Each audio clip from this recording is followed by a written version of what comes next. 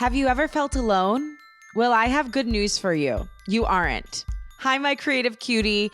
All I'm going to say is aliens exist. Today, we're not alone. And I'm going to be sharing with you why hearing congressmen talk with former military people about aliens made me feel like I could do anything, how to allow life, what to do when you get caught in your creative past, and my top creative lessons I've learned from when we last talked one-on-one. Also, if you're not watching the video, which will be available on Spotify and YouTube, I just need you to know that I'm currently holding a baby Yoda, aka Grogu, and there's an ET, just a floating head in the background.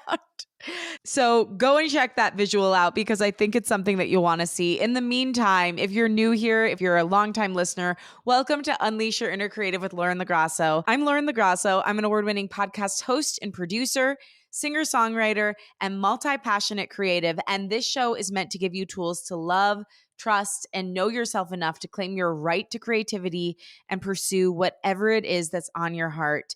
And as I said at the beginning, today we're talking about aliens, allowing life, how to not get caught in your creative past, and my top lessons that I've learned since I last talked to you one-on-one.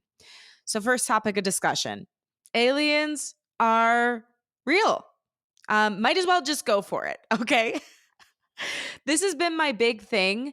When I read that headline, obviously, I think a lot of people who have an awareness of how vast the universe is have thought for a long time, we can't be the only ones here. That just doesn't even make sense.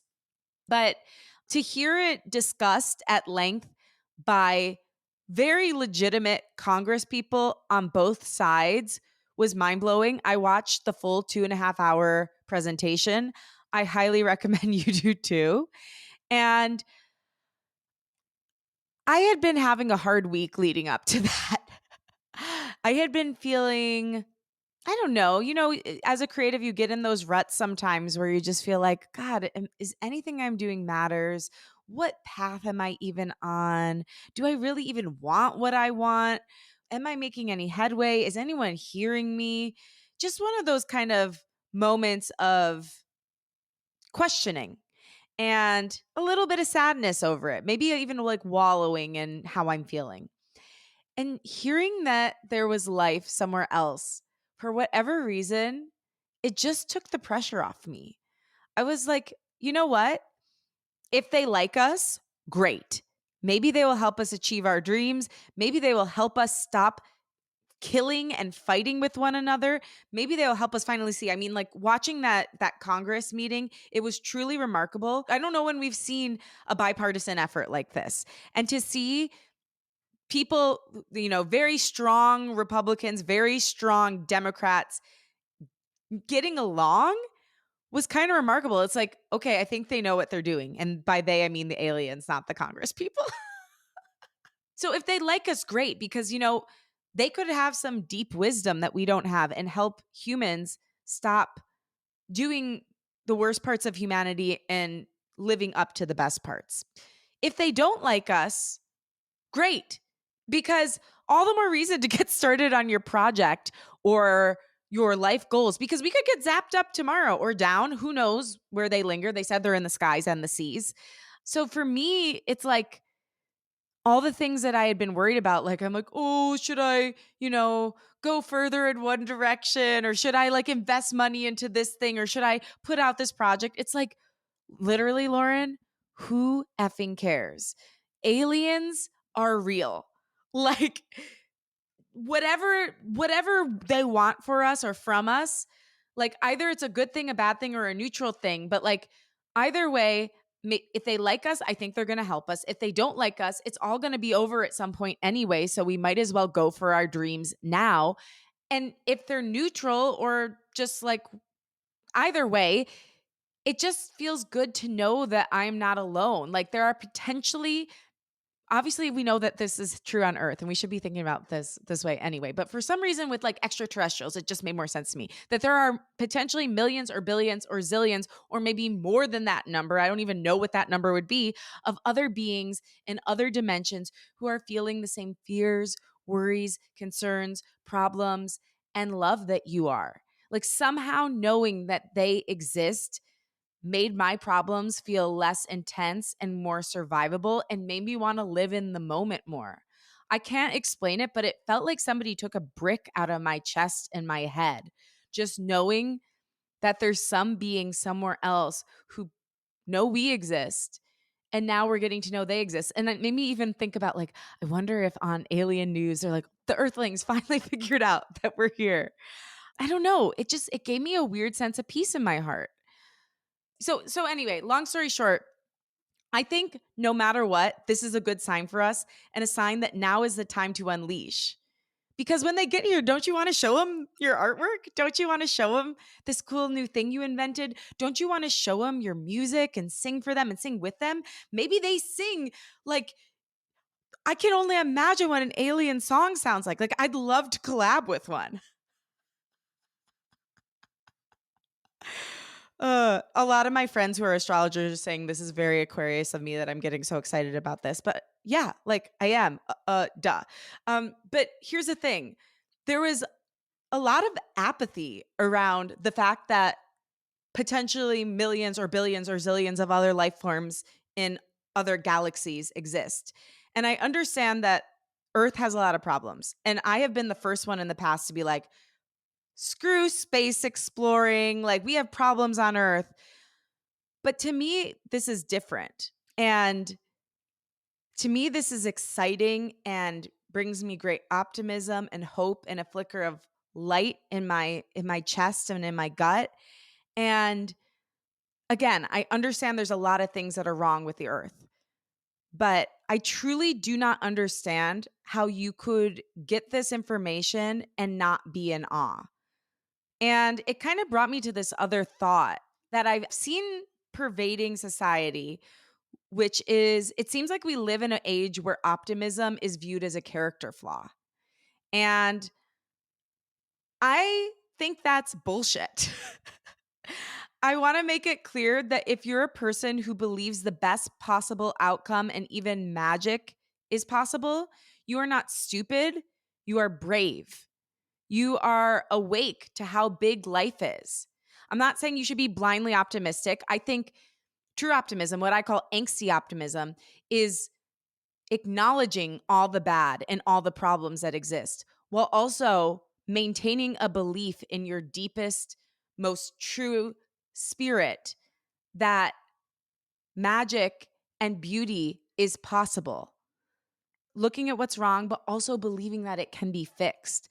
And to me, these potential other beings from another dimension felt like it felt like a jolt of optimism through my whole body that I haven't felt in a really long time. And it felt like the first time in a really long time that I felt comfortable to be boldly optimistic and put myself out there. I mean, if you follow me on socials, you know I've been every other post is about aliens right now. Also, just a little side note, something I think you should know about me is when I was a little girl, and to this day, E.T. was and is my favorite movie. And when I was a little girl, I used to tell my mom E.T. came and visited me in my closet. And I called my mom that day and I'm like, Mom, I think he did.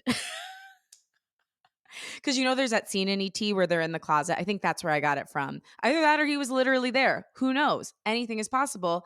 We live in a world of limitless possibilities.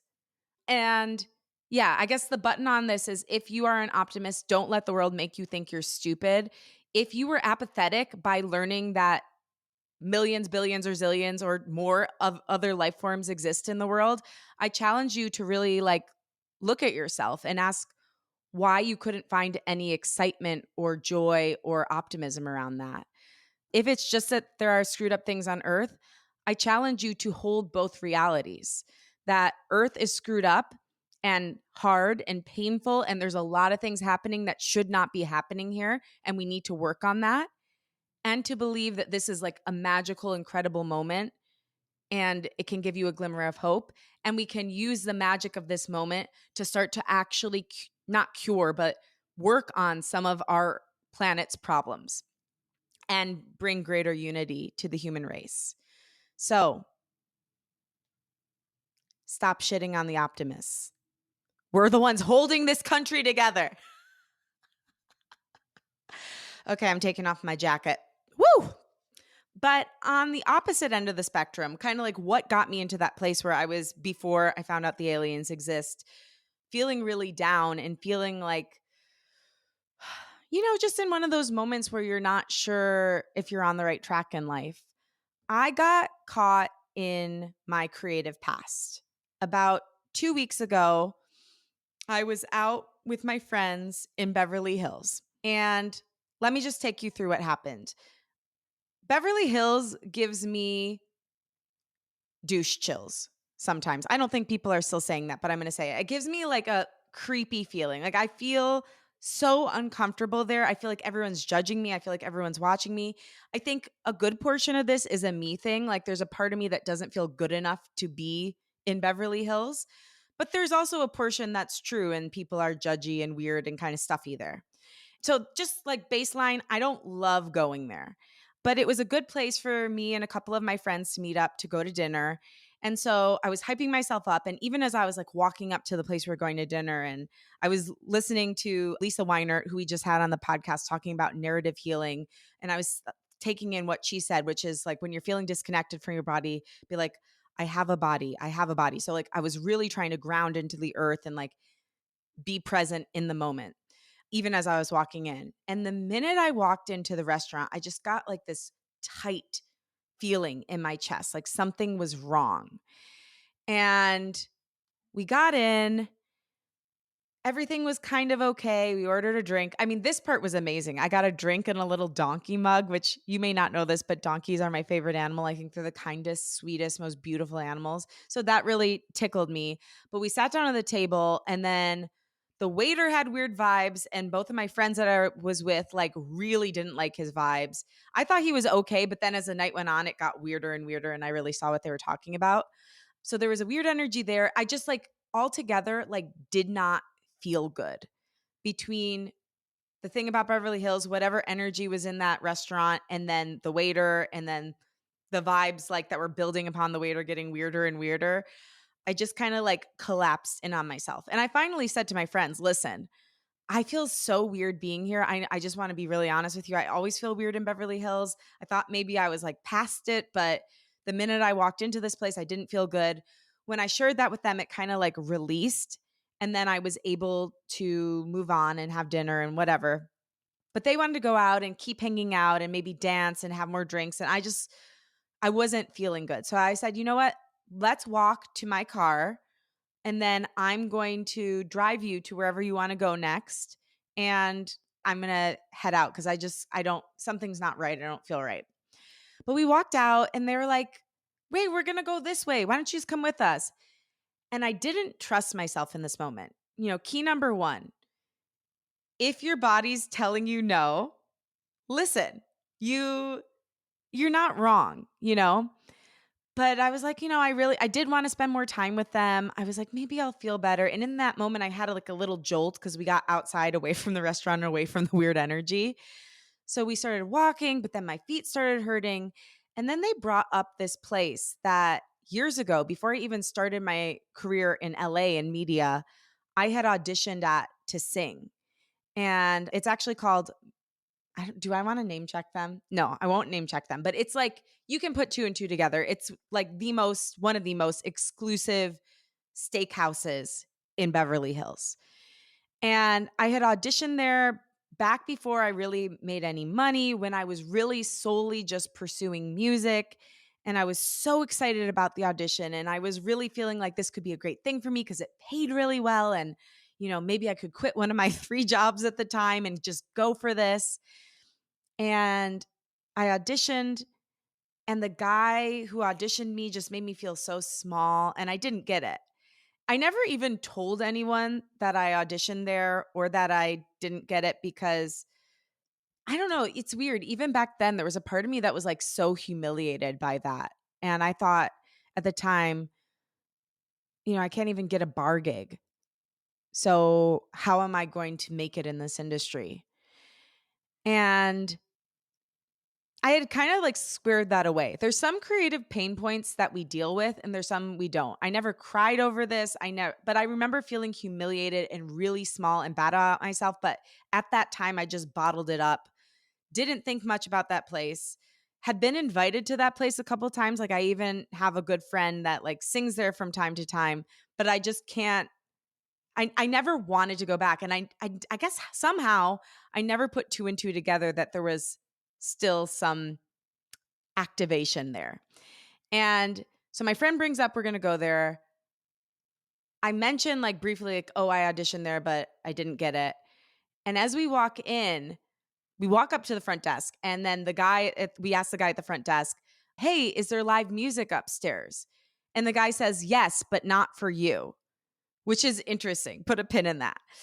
We walk upstairs, and the girl who's singing is fantastic. She's singing, what is the song? She's singing Fleetwood Mac, Stevie Nicks. And I start to notice my body clenching again, clamming up and clenching. And my feet are hurting. I'm starting to feel a little like shortness of breath. I start feeling really, really, really weird. And I can't pretend like these are two of my best friends that I'm with. I can't pretend like, yeah, everything's great. 2 thumbs up for rock and roll. And they were saying some nice things about her voice. Of course, it wasn't to trigger me. She was a really good singer. But then I'm starting to like get into the story of like, I'm not even good enough to sing in a bar. I'm not even good enough to sing in a bar. And I just started feeling so small, like I did when I first moved here. You know, I didn't know anyone. I moved here completely on my own. All I had was like a dream in my heart. And for some reason, it was so hard to get through. And it really took me back to that time when I felt so bad and so small. And I think I had a little mini panic attack. And I got up and I'm like, you guys, I'm sorry. Like, I felt insane, but I'm like, I'm sorry. I think I need to leave. Like, I really don't feel good right now. Anyway, I got in an Uber to my car because we had walked like 15 minutes away from my car and then drove home and like fully melted down on the drive home. And I think a big part of why this happened was I never fully let myself feel the disappointment from this. And I don't know. I think that I just like, I'm not typically one to completely bottle things up, but I think this is something that was just unprocessed. The interesting thing is sometimes your brain is stuck in a moment and you don't even know it until you're triggered, right? So it's like my brain was stuck in 2014 or 2015, whenever this was, and I needed a software upgrade to remember everything that happened to me since that creative heartbreak moment.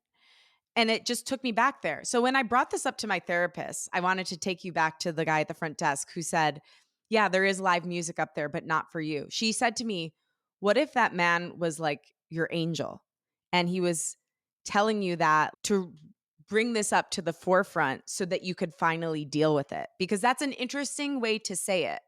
Yes, there's live music up there, but not for you. By the way, my friend who I went with, who's amazing and ballsy, was like, why would you say that to us?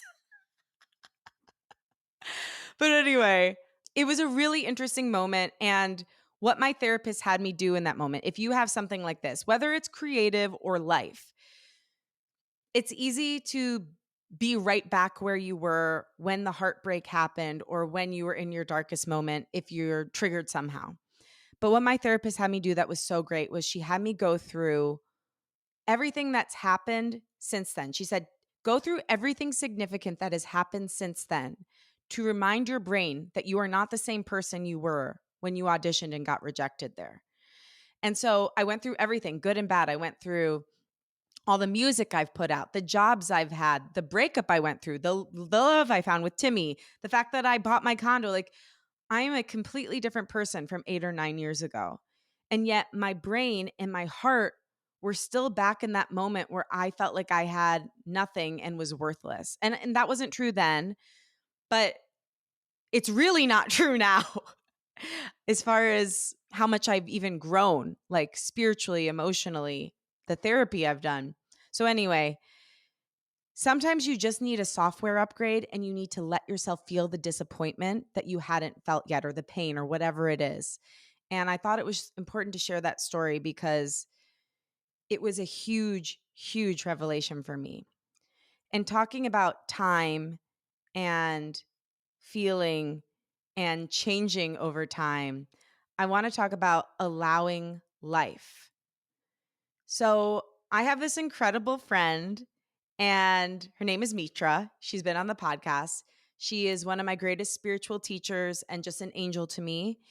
And she reached out to me the other day, and we hadn't talked in a long time. And we got to talking, and she shared something with me, which, as you know, if you've been listening for a while, the biggest thing I've been working on since it feels like forever at this point, but for about a year and a half has been detaching my worth from my accomplishments. So, detaching how I feel about myself and my creativity from how it is received out in the world by from how many downloads or likes it gets, from anything other than how it feels to put it out. And it's hard because I want to be completely transparent with you. I still 100% want everything I want. I still want my music to be heard by millions of people. I still want this podcast to be heard by millions of people. And it's already heard by thousands. That's so cool. But I want it to go out to as many people as it can. I want to connect with as many people as I can. I want to have this huge impact. But what I'm really trying to get my brain, my body, and my soul to understand is that if it doesn't have that impact, number one, just having done it is enough. That's my legacy, as is all of our creative output. And number two, who you are is the best thing about you.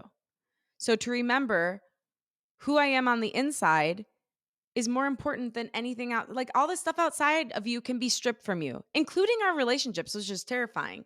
But the inside of us is kind of all we have. And in my opinion, also my relationship with God. Like those two things, that's what I can count on. Everything else is fleeting. So Mitra, out of the clear blue sky, after I've had this weird thing happen in the past week, and I'm kind of having this moment of what am I doing with my life again? I'm starting to ask people literally on the street that I see, I'm like, what do you think I should do? Which actually can kind of be a good question if you're lost. It's just interesting to get people's gut reaction. I digress. When I'm on the phone with Mitra, she tells me that finally in her 60s, I believe she just turned 60, she fully has peace and inner knowing that all of that stuff doesn't matter, that her work matters and that who she is matters and her relationship with God matters. But whether or not it's ever received, whether or not she ever gets this insane level of fame, it truly doesn't matter to her. She has peace in her heart. And I was like, well, that was interesting timing.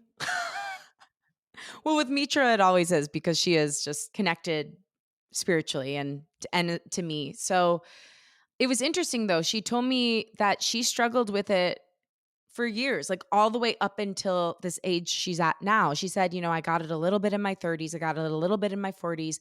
I got it a lot more in my 50s. And now I just have this deep knowing that if any of that happens, fine. But if it doesn't, I just have such a profound peace in my heart. And this thing Mitra always says, which I think is so interesting, she says, the best poets nobody knows. The most powerful healers are teaching in a small, village somewhere. The best singers are we don't know who they are. I guess there's a part of me that just can't live with that injustice. I just don't think it's fair. Even thinking about, I have so many talented friends. It breaks my heart that they are not seen more. I just don't think it's right. And maybe this is part of the injustice of the world. And then the eternal optimist in me that always thinks it's possible. This is the antithesis that I have to find a way to balance. But she's right. There are so many unbelievably talented people who the masses don't know. But if you can find a way to do your work and have peace in your heart, then you kind of have it all. And so a few things from that. I think I've been being really hard on myself that while I think I have learned this lesson 25% of the way, which is incredible because prior to a year and a half, I was negative percents. I wanted the things I wanted so badly. I felt like if I didn't get them, I was going to die. So I think I'm in a much better place now. But what Mitra's story did was release me from feeling like I have to have it all figured out in this moment. I know that I can be honest with you and tell you, I think I have it 25% of the way. No, like I know it and it's in my body 25% of the way. But there's a big part of me that still has that deep ambition and need to be seen. And I also know that that's not healthy, but it's there. So I can't lie about it.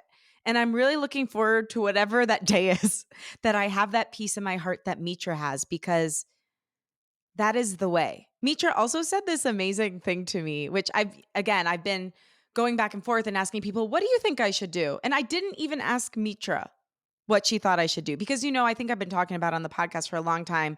I do so many different things. I love being a multi hyphenate. It is one of my passions in life. I think everybody should do all the creative things they want to do, but pursuing them concurrently can be maddening. And I also think it disperses how effective you are and your creative output, because you're putting, it's like the difference between raising an only child and raising many kids. Not to say that you shouldn't if you want to raise many kids, but you do have to disperse your energy in different ways. And so sometimes I think, should I have an only creative child, or at least just two? um, you know, I'm really outnumbered right now. I've got like 5 different creative babies. So I've been contemplating that a lot. Like, should I be really honing in and niching down a bit? And I didn't even ask Mitra about this because I don't know. She just always tells me something wise. So I don't really have to ask her so many questions. But she told me she had this vision of me. I guess I'll share it with you. She had a vision of me having a talk show, which I already have, obviously, Unleash as a talk show, but she said she saw me on TV. And something about hearing that from her, it felt true. Now, who knows? Like, anything is possible. I hope it was an intuition she had, and I hope it went from her third eye to God's plans. Um, Although maybe God sent it down to her. We don't know. We don't know. Anything's possible. See, that's why you got to be an optimist. But it felt really true and exciting and expansive, and it opened me up. And who knows how that would happen? I don't have any idea how I would make that pivot at this point in my life. But it felt like something to listen to and something to start paying attention to and just imagining. So sometimes it just takes the right messenger for something to finally feel sound and true. Another little thought on this, because Mitra actually called me that morning because I posted my version of Ave Maria, which I sang for my godfather who recently passed away. Actually, his birthday is August 3rd. So coming up, my grandma's birthday is today, the day I'm recording, July 31st. But Mitra called me because of this Ave Maria that I sang at my uncle's funeral. And it's interesting because I've been staying open to music taking different forms in my life. So, for so long, I wanted it to just be my original pop rock songs. And that felt like the only way that music could or should happen for me. And I'm still very open to that. I love writing rock, pop, soul music. But I must admit, I never feel freer vocally than when I'm singing opera or children's music, which was not what I expected. I mean, in high school, I sang opera and it was great. But now seeing like all the different genres I've dabbled in, dabbled in opera, I've dabbled in, I mean, I haven't dabbled. I like was deep in the musical theater world for most of my life. I've done pop, I've done rock, I've tried my hand at folk. I've done children's now. I've done, soul and R&B. And I really think the thing that I feel freest with is opera. It's just like easy, and like people just feel it. And the same thing I can say about this children's music I've been working on. It was easy. It felt like breathing. Writing it was so quick. And I started thinking, like, what if I could also write opera music? And then Mitra also had this potential opportunity with somebody that she knows that casts opera. And she's like, I'll put you in touch with them. Maybe you could audition for them sometime. So it's amazing. Sometimes It's the things that you didn't see coming. It also is interesting because it kind of goes back to my origins. I watched these videos when I was little, maybe you did too, called Sillyville, and they were amazing.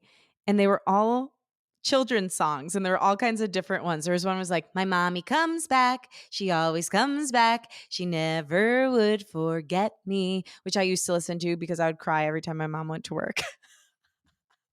Um, but like it was so cute, and we watched it over and over and over again. It was my favorite thing when I was little, that and ET. And it's just interesting that now I'm writing children's music, and like my music could be that for a little kid. It's very exciting. I'm always talking about the inner child. I think that's interesting. The other interesting thing is opera started in ding ding ding, Italy. Who's Italian here? Me, not you, ET. You know you're from space. Don't deny it anymore. So I think that's interesting. Like my two origins, Italian heritage and Sillyville/children's music.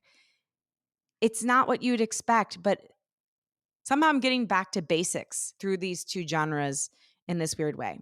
Okay, here we go. Final topic.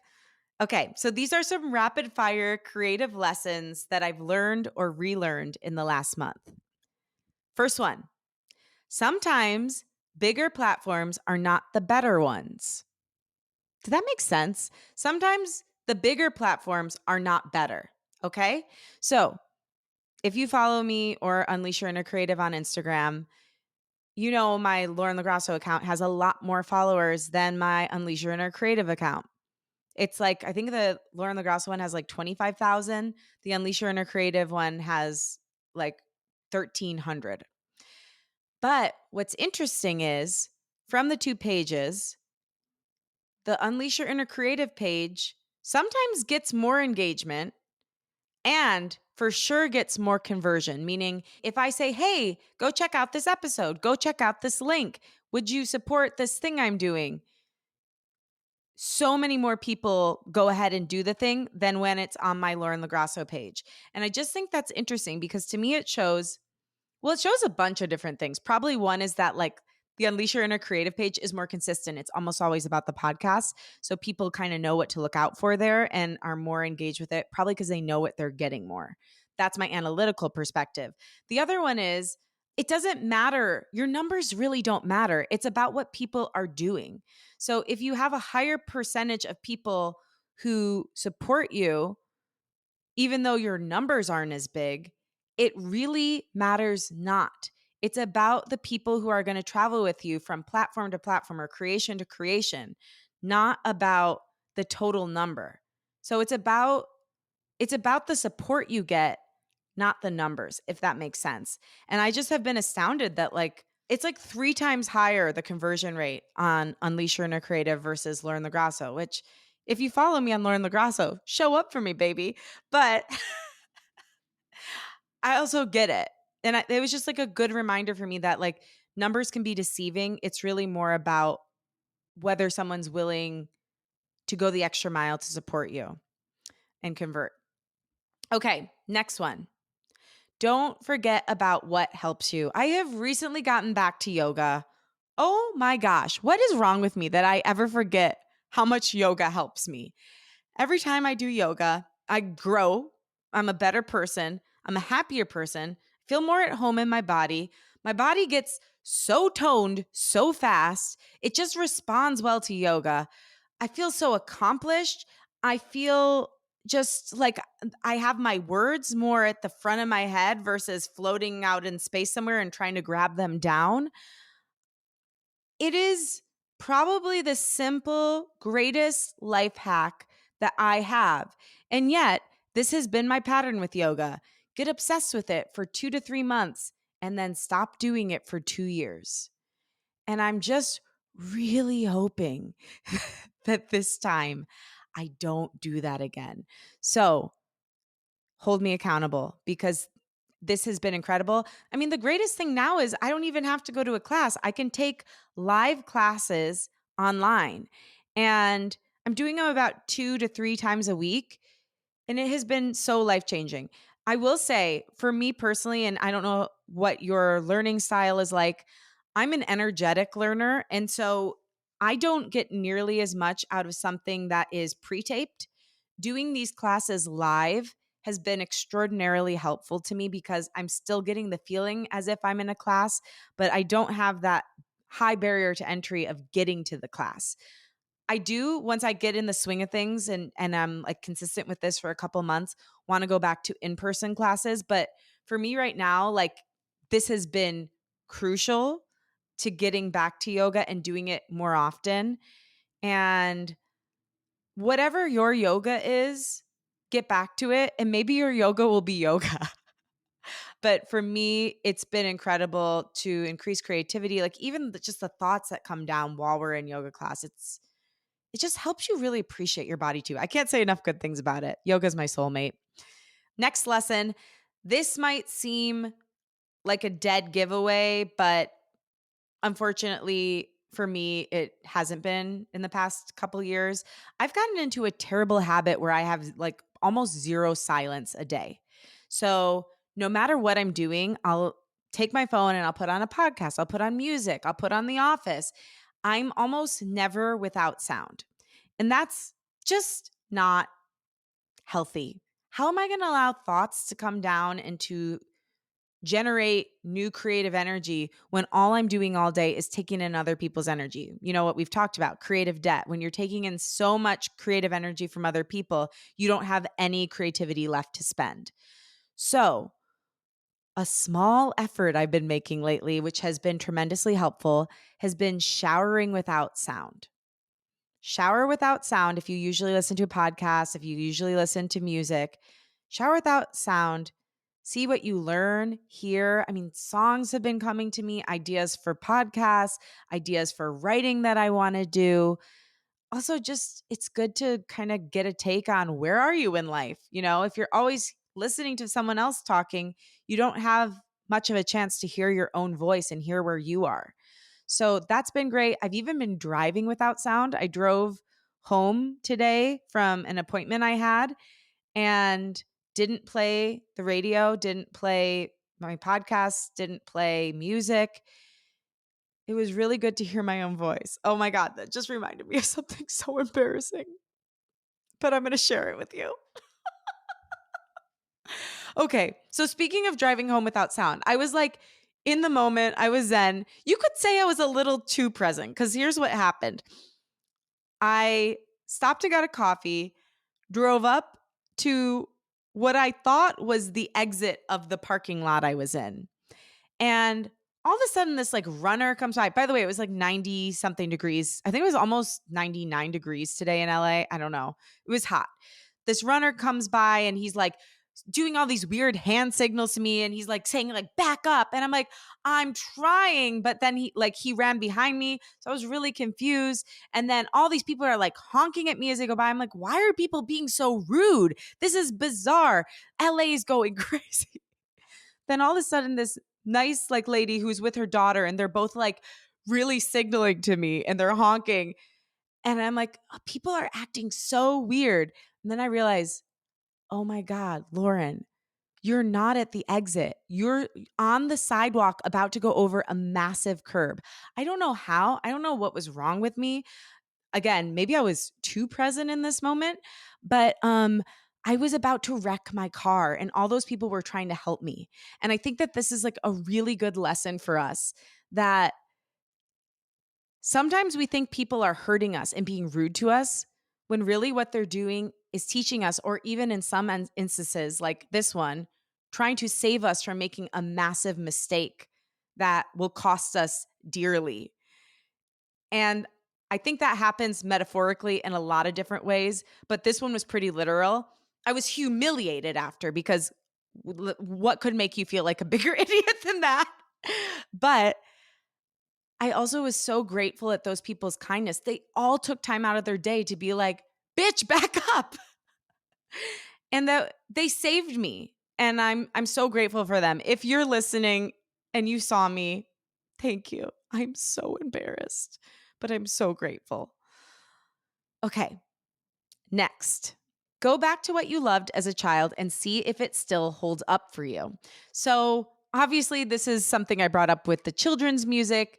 That's been fun to see how that's played out in my creativity. But I even mean creative projects you loved as a child and see if you can figure out why you liked them when you were little and how it kind of gave you clues as to who you'd be. So, the thing I've been doing this with is the TV show I Dream a Genie.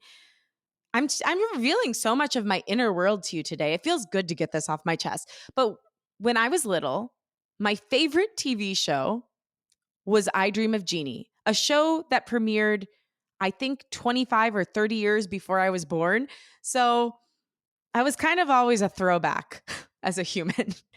um, so that's just like an interesting fact. But I was really curious because I was able to watch recently, and it was really interesting to see. I get why I liked it. Okay, first of all, it's like mystical and magical. She's a genie. She can grant any wish. It's all pink and like velvety and fun and chiffon and like everything I love. I mean, I always say like I want to make my condo look like a cupcake. So it's all that. And what I love about it is while in some ways you could look at it just straight up. I mean, she's like calling her like the guy she serves, like that she's a genie for master. So like, yeah, there's some things that are fucked up and like very anti-feminist, but in this other weird way, it's extremely pro-feminist because he's always commanding her to do these things, but she never does them and just always does what she wants to do anyway. And I think that's amazing. And I think it's amazing that like he could not contain her power. No matter what he tried, every time she would do what she felt was right. And there was nothing he could do to contain her power. And I like to think that the little me was very interested in people who would be big, regardless of the constraints other people were putting on them. But also, it's just a really fun show. And I think I had a great taste. I think I had great taste as a child. I also think it's why I always felt so different. Like I was watching things like I thought that was a modern show. I was watching things that were from like years ago and thinking that it was like present day. And I mean, I was obsessed with I Dream a Genie to the point where for my 7th birthday, we had an I Dream a Genie birthday party. And my mom, the like creative genius she is, designed our living room like Genie's bottle. It was incredible. So anyway, I highly recommend go back to something you loved when you were a kid that you haven't watched in a long time. And I literally have not watched I Dream a Genie in 20 years or more. So go back and watch what you loved as a child and see if you still love it, if it holds up, if you can figure out some clue about who you are or who you were then and who you'd become from watching it, and try to figure out why you loved it. Okay, final 2. Only listen to teachers who teach you to hear your own inner knowing. If someone claims they're a guru who has it all figured out, run. So I had this thought when I was in yoga class, and I was thinking about how basically like the teacher was telling me to do something, but I still did what felt right to my body. So I wasn't, it was like this thing where you're supposed to like flip over it, and it just didn't feel good. So I amended it and made it right for my body. And I had this thought, especially with like having a podcast that is in the self-improvement area, which I don't even like that, like self-improvement. It's like self-evolution is what I would call this genre, but they don't have that on Apple Podcasts. So that's what I'm stuck with. So, but having a podcast that is meant to help people towards self-evolution, self-love, self-trust, and self-knowledge, I want you to listen to me only enough so that you can listen to yourself. And if it ever transcends into this point where you're like, well, Lauren said da da da da, I don't want that. I want you to take what I say, figure out how it applies to you, how it helps you know, love, and trust yourself more, and then move on. And that's what I want all my teachers to do. I don't want to keep going to people who like make me freaked out that if I don't follow these 5 methods, I'm going to die. Only trust people who teach you to trust yourself. I'm going to keep that one short and sweet. And here's my final message. If you are going after your dreams, no matter where you are on your journey, just remember, you are brave. What I actually have written down is you're a brave bitch, because you are. But it is so hard in a world that encourages us to fit into a small box and stay in line and keep your head down and don't do anything that makes people look at you or question you or that's a risk in any way, to do something that steps out of the norm. And so if you have chosen that life, regardless of where you are on your path, you are so brave and so admirable. And my wish for every single human being and alien is that they can choose this path, whatever their dream is. It doesn't matter what their dream is, that everybody has the privilege to pursue their dream, because it is a privilege to pursue your dream, but it is also a bravery. So if you have chosen to go after something that is difficult, that isn't promised, that is heart-centered, you are so very brave. And I'm grateful you exist in this world or in outer space. Okay, that's it for today. Thank you so much for listening. I love you so deeply, and I'm so grateful to have you as part of this creative community. If you like what you heard today, remember to rate, review, or follow the podcast on Apple Podcasts, Spotify, or wherever you get your podcasts. Share the show with a friend, post about it on social media, tag me at LoGrasso and at Unleash Your Inner Creative, and I will repost to share my gratitude. Thank you, Liz Full, for the show's theme music. You can follow her at Liz Full. And again, thank you. I love you. My wish for you this week is that you lead with your heart, aren't afraid to be an optimist if that's what you feel, and remember how brave you are, how deeply, deeply brave you are, and hear your own voice above. Well, I mean, you want to take other people into account, but really hear your own voice and honor your own voice, because that's what's going to help the world evolve in this next phase we're in. A new paradigm is coming. Aliens are here. What else is possible? I love you. Thanks for helping me unleash.